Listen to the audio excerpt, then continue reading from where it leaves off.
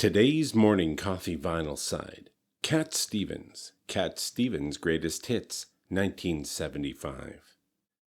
It was almost as if Cat Stevens was born into a struggle of identity.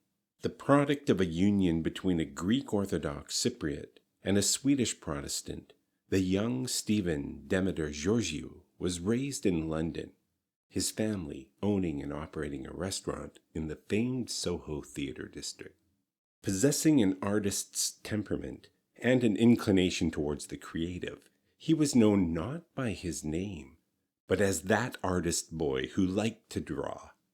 Now, a love of music and the influence of the Beatles propelled him towards songwriting and performing, starting in the vibrant London coffeehouse scene.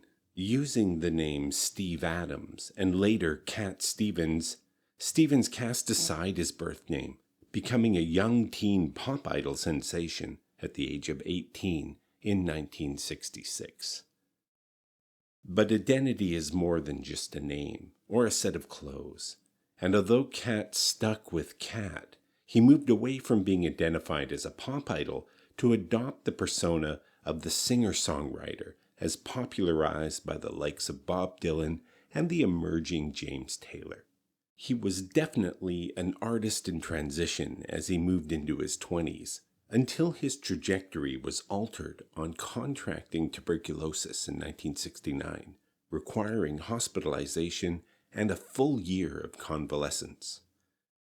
When changing your identity is as simple as changing your name or your outfit, you tend to ground yourself to the earth in the body and in the physical certainty that you exist. As the mind pursues the metaphysical and its abstractions, and you can change your name and identity as you change clothes, it's the body that stays in the concrete, particularly when you're young and the body at this point has not yet betrayed you. Cat's tuberculosis broke his body's sense of purchase and groundedness, and Cat found himself destabilized. Without the toe on the ground one needs to avoid nausea after a night out on the tiles and you feel the room spinning around you.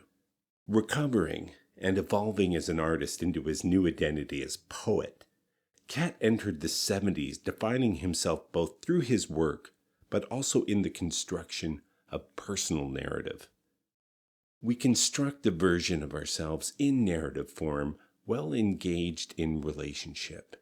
And our partners fall in love with that embodiment. When those relationships break up, as they inevitably do, that self-construction is fractured, and we're denied, rejected and abandoned, dismantled.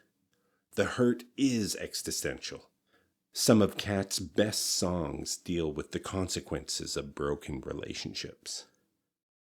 But Cat wasn't the only 70s superstar dealing with the abstractions of self-identity and the questing for spiritual truths.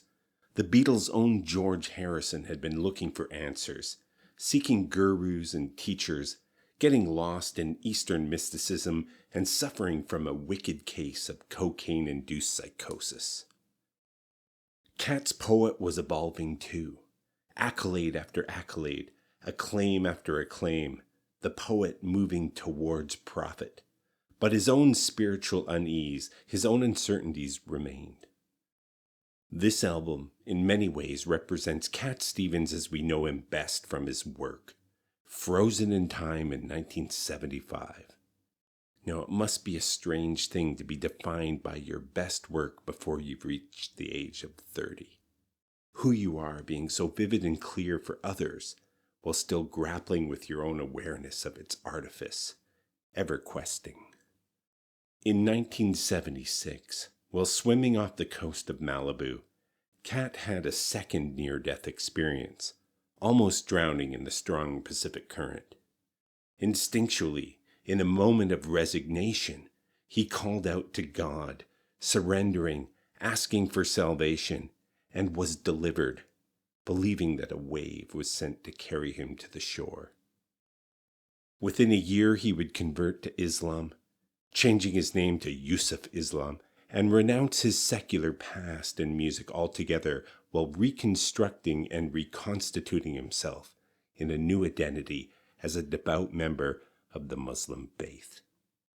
Say what you will about him after that, but be assured, the Cat Stevens, the one we knew as represented on this greatest hits album, he died in 1976. He died the moment he ceded dominion over his own life to an imaginary authority in that Pacific current. We're never more who we are than in the struggle to be who we are, metaphorically and practically. And Cat stopped fighting.